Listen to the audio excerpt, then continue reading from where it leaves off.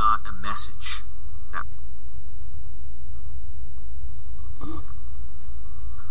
Now, as we leave this chapter here, chapter 2, dealing with email, or just the basics of dealing with email, I want to show you a quick way in which you can leverage information in one area of Outlook and use it in another area of Outlook without having to retype, without having to reinvent the wheel.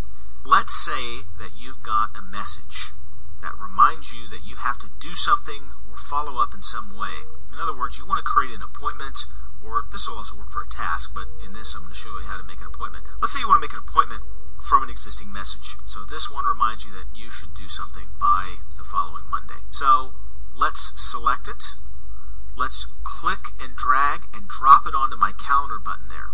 So that's the procedure I'm going to do, and I can do this with a contact, I can do this with a task as well. But again, all I need to do is remember the drag and the drop procedure. So drag, drop onto the calendar button, and bingo. It opens up in a new appointment. Notice here, the blue text here tells you what this thing is.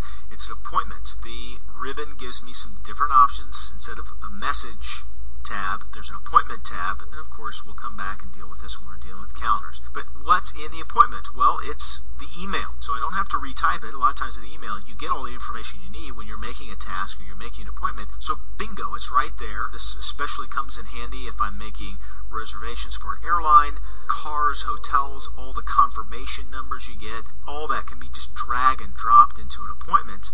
And so now it's just a question of, let's set the date of the appointment, let's set the time of the appointment, 11:30 to 12 p.m., and conflicts with another appointment, that's fine, and we'll save and close. Bingo.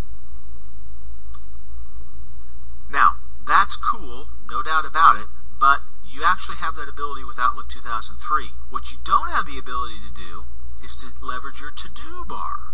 Can you do the same thing there? Can I drag and drop? Absolutely.